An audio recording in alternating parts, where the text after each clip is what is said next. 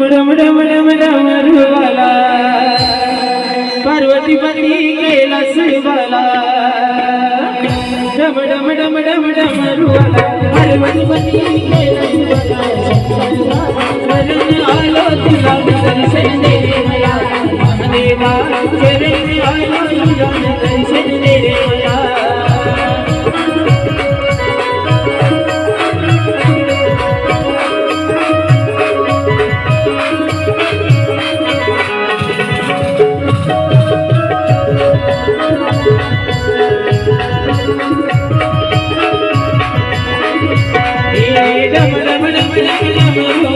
पार्वती पती कैलास बाला डम डम डम डम डमरुवाला पार्वती पती कैलास बाला शंकरा शरण आलो तुला दर्शन दे रे मला महादेवा शरण आलो तुला भस्मनिला तुझ्या कुमारी भस्मनिला महादेवा शरण आलो तुला दर्शन दे रे मला महादेवा शरण आलो तुला दर्शन दे रे मला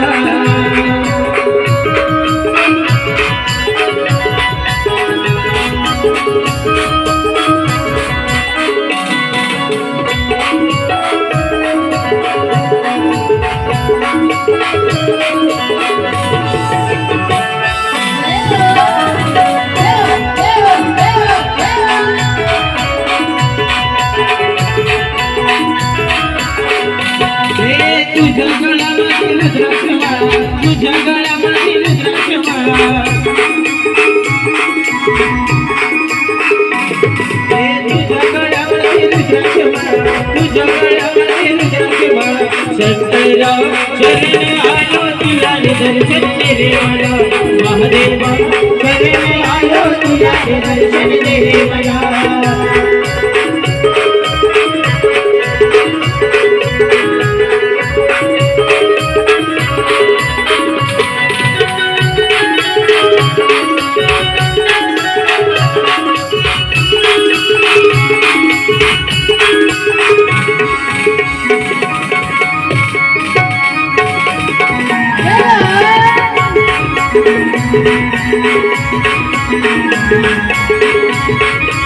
तुझ्या गळ्यामध्ये त्रिशूळ घाला तुझ्या गळ्यामध्ये त्रिशूळ घाला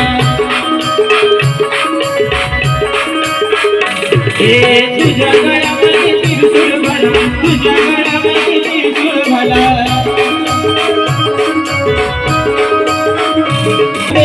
नंदी आला तुझ्या शिवेला नंदी आला शंकरा शरण आलो तुला दर्शन दे रे मला महादेवा शरण आलो तुला दर्शन दे रे मला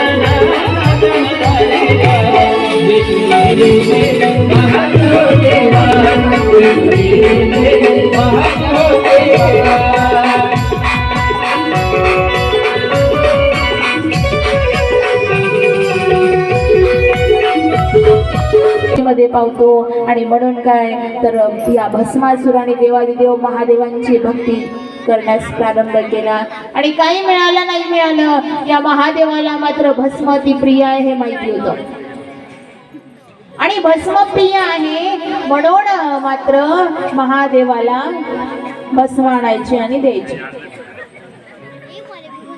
बस एकच काम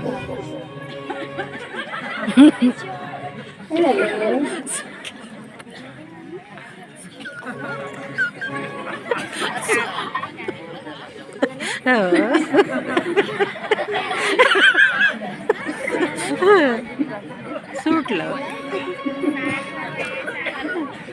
नम पार्वती पते हर हर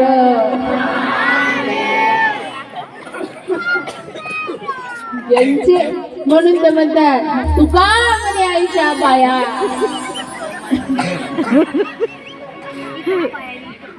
चला सोळाचा प्रसंग.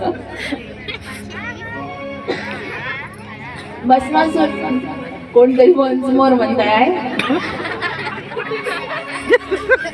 चला भस्मासूर मात्र निघाले आणि काय करायचे नेहमीच नेहमीच नेहमीच नेहमीच असं असूर आहे वाटलं पाहिजे असूर येत आहे पंडाल मध्ये. भस्मासूर मात्र आले.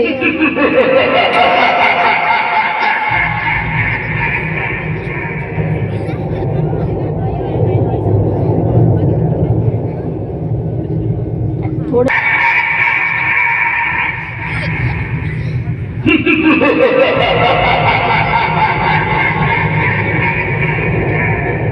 अरे भस्मासूर महादेवांची एवढी भक्ती केली आणि मग काय तर महादेवाला मात्र प्रसन्न करून घेतलं आणि महादेवजी मात्र या गोळ्या भक्तच समजून प्रसन्न झाले असुरावरती. आणि मग मात्र काय तर महादेवजींना प्रसन्न झाल्यानंतर महादेवजी या भस्मासूरला प्रसन्न झाले आणि भस्मासुराला म्हणतात महादेवजी माग काय पाहिजे ते माग. महादेवजी म्हणताय भस्मासुराला आणि भस्मासूर मात्र मोठा हुशार. तो म्हणाला नेहमी नेहमी नेहमी नेहमी तुम्हाला भस्म आणून देता मी नेहमी नेहमीची कुठून आणायची. या स्मशानात तर कोणी मेलं पाहिजे ना तेव्हा चालेल की नाही. कोणी मरणारच नाही तर मी कुठून भस्म आणत बसू. मग तुम्हाला भस्म प्रिय आहे ना मग मला वरदान द्या. कोण म्हणताय कोण म्हणताय भस्मासूर म्हणताय कोणाला महादेवाला मला वरदान द्या. कोणतं मी मात्र ज्याच्या कोणाच्या डोक्यावर हात ठेवीन तो मात्र भस्म झाला पाहिजे. महादेव भोळे प्रसन्न झाले भक्तावर काही द्यायला तयार आहे. बघितलं ना आपण कशी सुवर्ण नगरी लंका पार्वतीसाठी केली रावणाला देऊन दिली. तसंच देऊन दिलं ना तथास्तु. जसं महादेवानी तथास्तु म्हटलं भस्मासूर खूप खुश झाले आणि खुश होऊन मग मात्र निघून गेले. निघून गेले आणि जाऊन मात्र सगळ्यांना सांगायला लागले. तर याच्यापर्यंत पुन्हा परत सगळ्यांना सांगायला लागले काय मला वरदान मिळालेले मी ज्याच्या कोणाच्या डोक्यावर हात ठेवील त्याला मात्र भस्म करून टाकेल. आणि मग काय विध्वंस वाढला आणि वाढून मग काय तर देवांना त्रास द्यायला लागलेत. जे यज्ञ आहे ते यज्ञ विजवायला लागलेत. हवन होम बंद पडायला लागले. जे नामचिंतन करताय त्यांना त्रास द्यायला लागलेत. आणि आता त्यांनी ठरवलं काय करायचं सगळ्यांच्या डोक्यावरती हात ठेवत भस्म करत निघायचं. पण या देवादिदेव महादेवाने दिलेलं वरदान या वरदानाचं प्रॅक्टिकल तर करून पाहावं लागेल ना. होता माहितीये का देवादिदेव महादेवांची पत्नी भस्मासूर म्हणायचा काय देखणी पार्वती या भोळ्याला कशी प्राप्त झाली असल म्हणून तर मी आता वरदान मिळवलं. आता काही पाहायचं काम नाही. आता या देवादिदेव महादेवांचं प्रॅक्टिकल यांचं वरदान खरं आहे की खोटं आहे ते मात्र आपण महादेवावरतीच करून पाहावं. म्हणजे महादेवांवरती डोक्यावरती ठेवला हात की महादेव काय होणार जाग्यावरती. महादेवजी भस्म झाले की शिल्लक कोण राहिलं ते कोणाची असं का असं भस्मासुराला वाटलं. आणि मग काय तर हा भस्मासूर त्याच तयारीत फुल तयारीत आला आणि येऊन काय महादेवांकडे आला. देवादिदेव महादेवाला मात्र याच्या मनातलं कळालं गोपीत. आणि मग काय महादेवांकडे जसा भस्मासूर आला भस्मासूर मात्र महादेवांकडे येऊन महादेवाला वाटलं आला ना भक्त भेट घ्यावी. महादेवजी निघाले. ऐक आता काय करावं पुढे पुढे महादेव धावते आहे मागे मागे भस्मासूर लागलेले आहे. महादेवाला वाटतं आता आपलं काही खरं नाही भस्मासूर चांगलाच लागला आपल्या मागं. एवढ्याच विष्णूची आराधना केली आणि विष्णू भगवंताला मात्र स्तुती करताय. शांताकार भुजगशयनं पद्मनाभं सुरेशं विश्वाधारं गगनसदृशं मेघवर्णं शुभंगमं लक्ष्मीकान्तं कमलनयनं योगिविज्ञानगम्यमं वंदे विष्णु भयभरहरं सर्वलोकैकनाथनं. भस्मासूर मात्र या देवादिदेव महादेवांच्या मागे मागे मागे मागे मागे मागे लागले आणि पकडणार एवढ्यात मात्र या विष्णू भगवंताला हाक मारली महादेवांनी आणि विष्णू भगवंत मोहिनी रूपात आले आणि अगदी पार्वती स्वरूप या विष्णू भगवंतांनी धारण केलेलं आहे. जसं केलं आली म्हणून भस्मासूर मात्र विसरून गेले. आपण आलो होतो कशासाठी आलो होतो? भस्म करायला महादेवाला, पण गेले ना विसरून. आणि महादेवजी मात्र या मोहिनी अवतारातल्या विष्णू जवळ आहे. ठेवलं संकट महादेवाचं जणू या मोहिनीने मात्र स्वतःवरती घेतलं आणि ही मोहिनी काय करते, या भस्मासुराला डान्स शिकवायला लागली. आणि जशी जशी मोहिनी करते तसं भस्मासूर करायला लागले.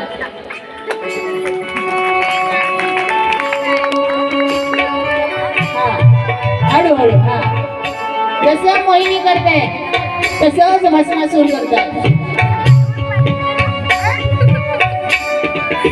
या मोहिनीचं पाऊल मोहित झालेले भस्मासूर जशी ती नाचेल तसाच नाचण्याचा प्रयत्न करायला लागले.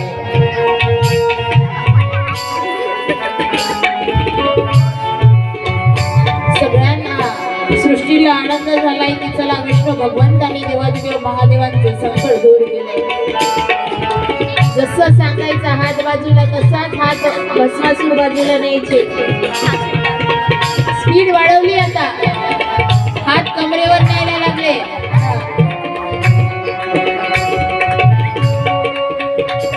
हात खांद्यावर न्यायला लागली.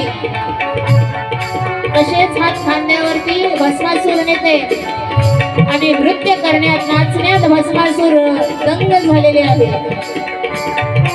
मग काय, या मोहिनी अवतारातल्या विष्णू भगवंतांनी मात्र या भस्मासुराला मोहित करून नृत्य करता करता करता करता मोहून घेतलं आणि स्पीड वाढवायला लागले. विरागोल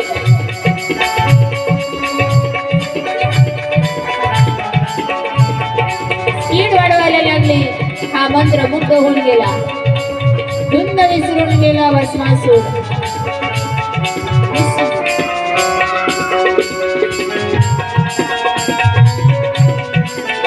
आणि नाचता नाचता नाचता नाचता मात्र वर वर वर वर हातही मोहिनी न्यायला लागली. आणि वर वर वर वर वर वर नेत नेत नेत नेत मात्र या मोहिनीने आपले हात मात्र नाचता नाचता नाचता नाचता नाचता नाचता स्वतःच्या डोक्यावरती नेले. आणि जसे डोक्यावरती तिने स्वतःचे हात ठेवले, भस्मासुरानेही स्वतःच्या डोक्यावरती हात ठेवले. आणि जसे भस्मासुराने हात ठेवले आपल्या डोक्यावरती, भस्मासूर जागीच भस्म झाला.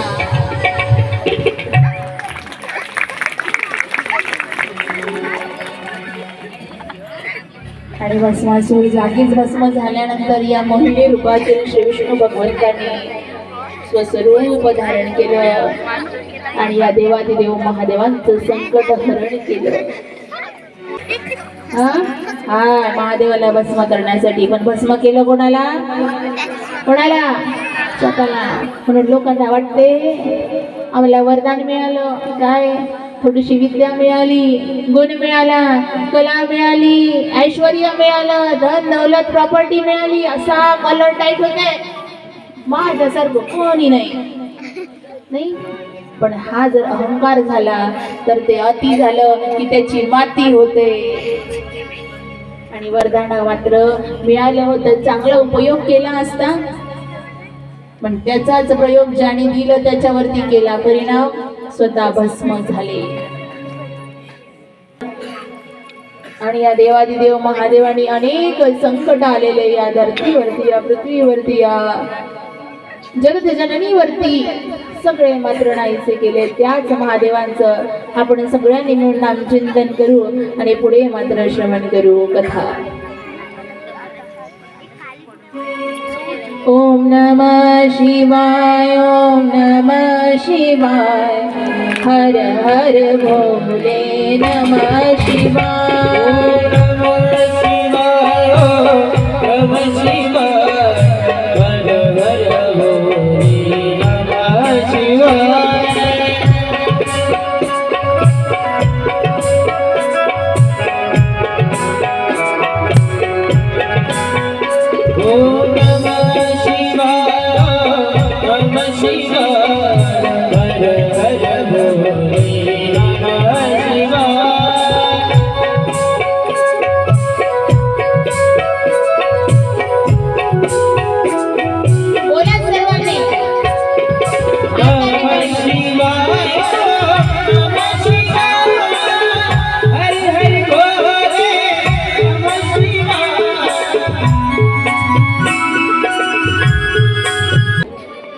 नसेल वेलाचं पाणीही आपल्याकडे तर पूर्वी ज्यांनी वाहिलेलं आहे दुसरं कोणी तेच जर का घेतलं आणि धुतलं आणि पुन्हा वाहिलं तरी प्रसन्न होणारे महादेव आहेत. आणि म्हणून भोले बाबांच्या भक्ती सारखी श्रेष्ठ भक्ती, देवादी देवांच्या भक्ती सारखी परम भक्ती दुसरी कोणती नाही. खरंच दुसरी कोणती नाही. नाहीतर बघा ना हो, आमच्याकडे काय इथं बसलेल्या या दादांचं वय तरी बघा काय आहे, सगळे तरुण आहेत, काय वय आहे, पण निघालो तर भगवंताचं नाम चिंतन करत. परिणाम तिथून उठून इथं बसायला मात्र मिळालं. इथं बसून सगळ्यांना बाहेर बघा ना, नांदेड जिल्हा कुठं, यवतमाळ जिल्हा कुठं, येऊन मात्र आपली कला प्रस्तुत करायला स्थान मिळालं. कशामुळे? या भोले बाबांच्या भक्तीमुळे, इतरत्र दुसऱ्या कोणामुळे नाही हो. या भगवंताच्या भक्तीमुळे हे सगळं मिळालेलं आहे. अन्यथा कोण विचारलं असतं? नव्हे तर या महाराष्ट्रातल्या बाहेर जाऊन देखील अनेक राज्यांमध्ये मात्र आपली कला प्रस्तुत करायला एक मानाचं हक्काचं स्थान मिळतंय, स्टेज मिळतंय. कोणामुळे? याच भगवंताच्या कृपेमुळे. इथंच नाही तर या महाराष्ट्राच्या राजधानीतच नव्हे तर या भारत देशाच्या राजधानीपर्यंत जाता येते. आणि तो स्टेज गाजवून मात्र एक अगदी 22-23 वर्षाची मुलगी परत येते. कोणामुळे? बाबांमुळे, दुसरं काही नाही. म्हणून म्हणेल भोले बाबा तेरी नौकरी सबसे बढ़िया है, सबसे बड़ी. भोले बाबा तेरी नौकरी सबसे बढ़िया है, सबसे बड़ी. भोले बाबा तेरी नौकरी सबसे बड़ी है, सबसे बड़ी. भोले बाबा तेरी नौकरी सबसे बड़ी है, सबसे बड़ी.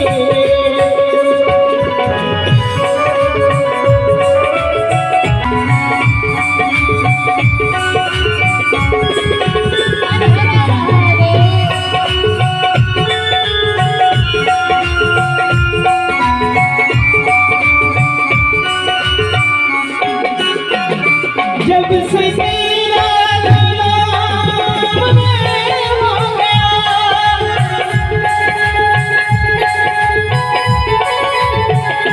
जब से तेरा नाम हो गया,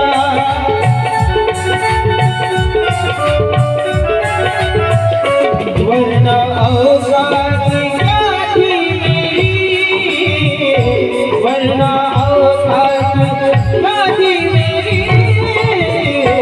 सबसे बढ़िया है, सबसे बड़ी. भोले बाबा तेरी नौकरी सबसे बढ़िया है, सबसे बड़ी. भोले बाबा तेरी नौकरी सबसे बढ़िया है, सबसे बड़ी. भोले बाबा तेरी सबसे बढ़िया है, सबसे बड़ी. भोले बाबा तेरी नौकरी सबसे बढ़िया है, सबसे बड़ी. या भोले बाबांची भक्ती करणं सगळ्यात मोठी आणि त्यापेक्षा मोठं काही नाही हो. म्हणून नाहीतर काय, वरना औकात क्या थी मेरी. काय एक सर्वसामान्याप्रमाणे हाताने टाळी वाजवून बघा, मुखाने नाम घेऊन पहा, नाचून बघा, थंडी गेल्यावर पर्वत जळती पापाचे, घेतना घेतना विठोबाचे. पर्वत जळती पापाचे, घेतना विठोबाचे. पर्वत जळती पापाचे,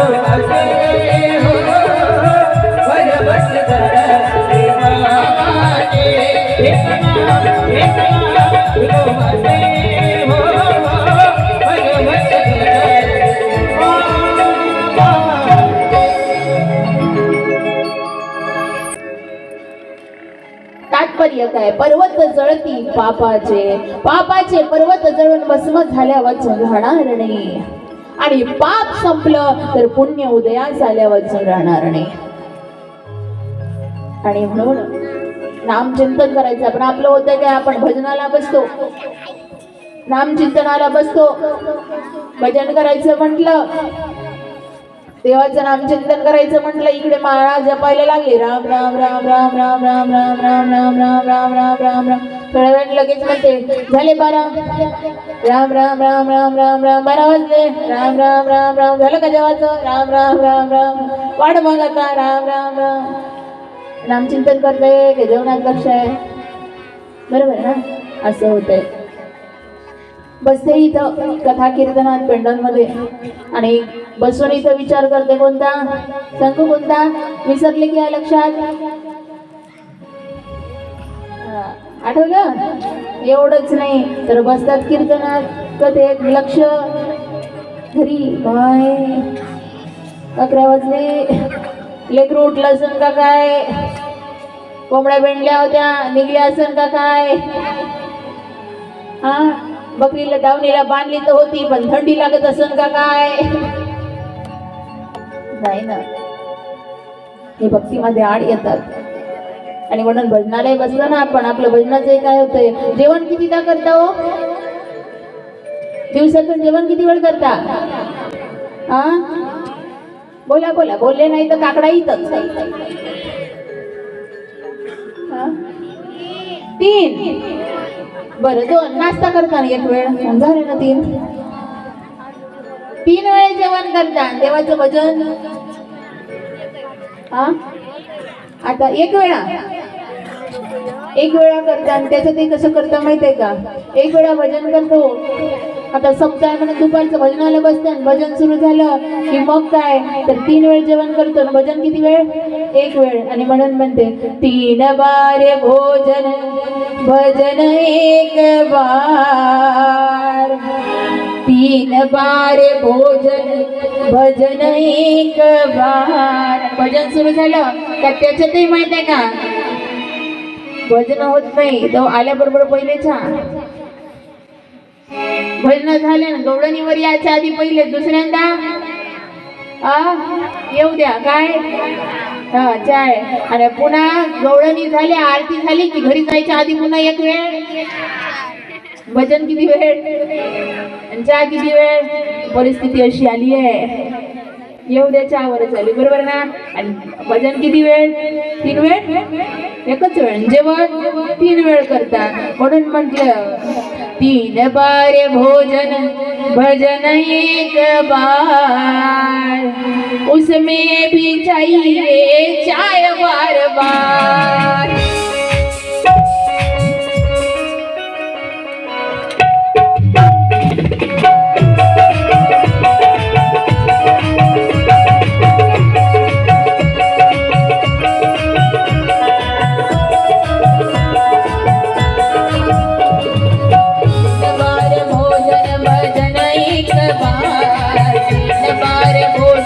भजन 1 बार, उसमें भी आते हैं धन्य से हजार, उसमें भी आते हैं विघ्न हजार.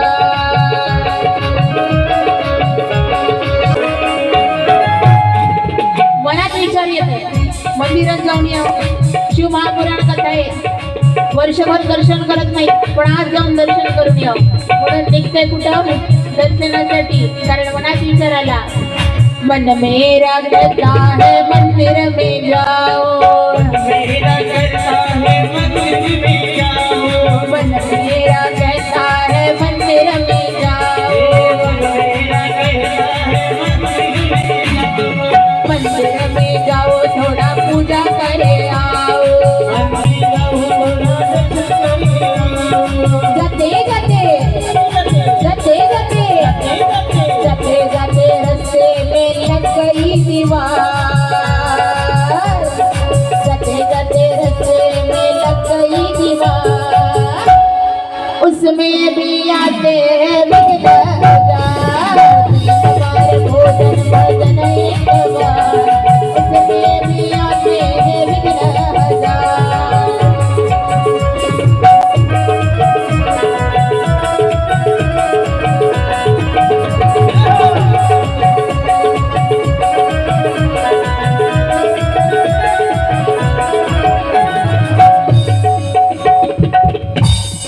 सांगायला गेलं तर भरपूर आहे मन मेरा कहता मैं गंगा में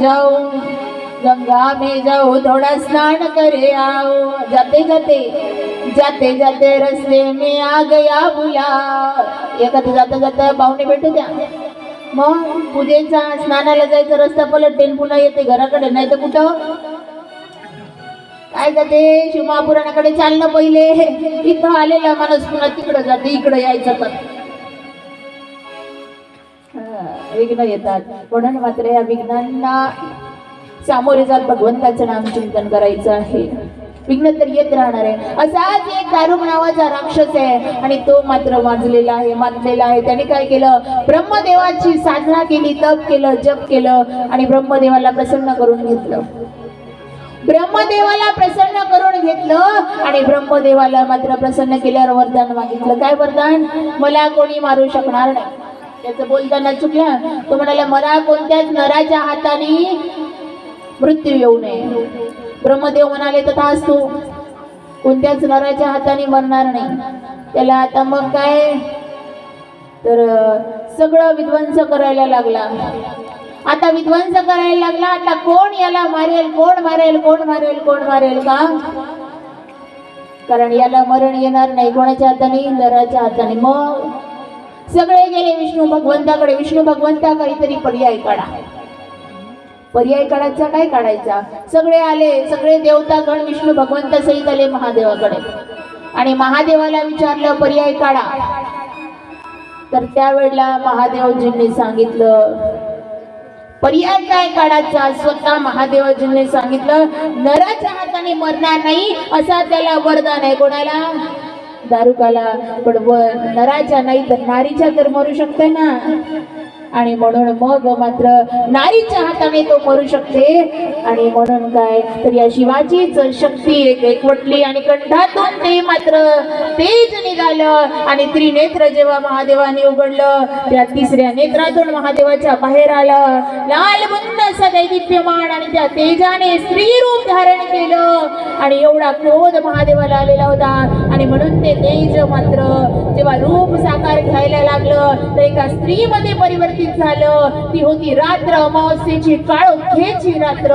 सर्वत्र काळा अंधार आहे आणि त्या अंधारात काळ्या स्वरूपात मात्र एक स्त्री उदयास आली या नीलकंठ भगवंताचं तेज आणि त्या तेजाने मात्र क्रोधित झालेला आहे लाल बुंद नेत्र झालेले आहे रक्तबिंबाळ शरीर आहे मुंडमाला धारण केलेली आहे आणि सर्वत्र मात्र आता एकच शोध आणि तो म्हणजे काय या दारुकाला बघायचं आणि जिथं कुठं दारूक सापडेल त्याचा मात्र वध करायचा ते काळ तेजस्वी स्वरूप असलेली नारी स्त्री मात्र अमावस्येच्या रात्री निघाली आणि स्वरूप काळ होतं या शिवाची शक्ती आणि म्हणून तिचं नाव ठेवलं काली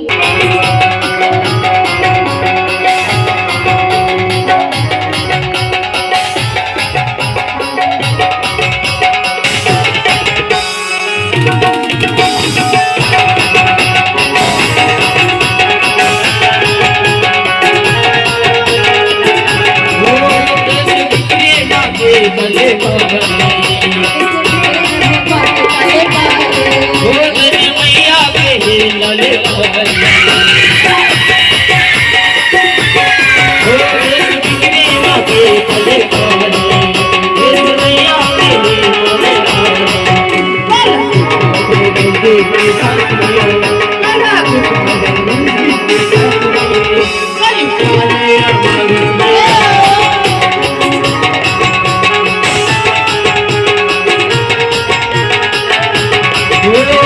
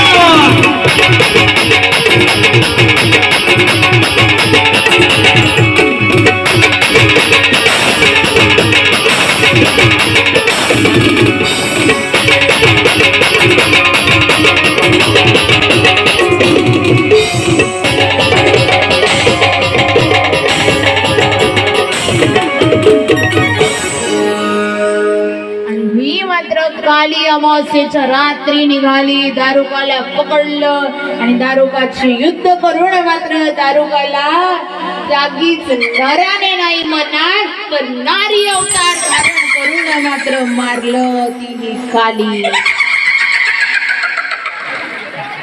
असं घनघोर युद्ध या दारुका सोबत मात्र चालू झालं. दारुकाला तर मारले सोबत चंड मुंड रक्तबीज शुंभ आणि शुंभ सगळ्यांना मात्र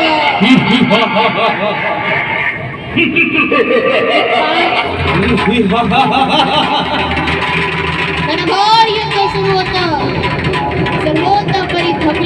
शेवटी मात्र अनेक असुरांचा वध या कालीने केला.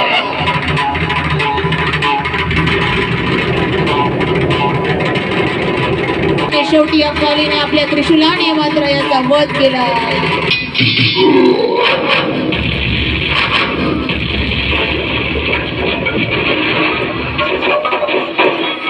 बोलिए जगत जननी जगदम्बा माता की, महाकाली माता की. आणि या महाकालीला एक नाही तर 4 प्रकार तिचे पडले. ते एक दक्षिण काली, दुसरी स्मशान काली, तिसरी मातृकाली आणि चौथी महाकाली. आणि हे महाकाली आपल्या सगळ्यांच्या जवळ आहे, ते म्हणजे चंद्रपूरला लाखो भक्त तिच्या दर्शनाला येतात, तीच ही महाकाली. आणि या कालीचा राग जेव्हा शांत होत नव्हता, देवादिदेव महादेवांनी बाल्य स्वरूप धारण केलं आणि वात्सल्य भाव या कालीचा उत्पन्न झाला. आणि त्या बाल्य अवस्थेत या शिवजीला जवळ घेतला आणि माते समान स्तनपान तिने केलं आणि ती झाली मातृकाली. आणि ते स्तनपान करताना मात्र या बालकाने या कालीचा क्रोधही प्राशन केला. संपूर्ण शांत झाली ही काली. हा एक अवतार जगतजननी जगदंबेचा भवानीचा अवतार आपण या पार्वतीचा उद्याला बघणार आहोत आणि संपूर्ण कथा उद्याला श्रवण करणार आहोत. पण उद्याला मात्र सगळ्यांचा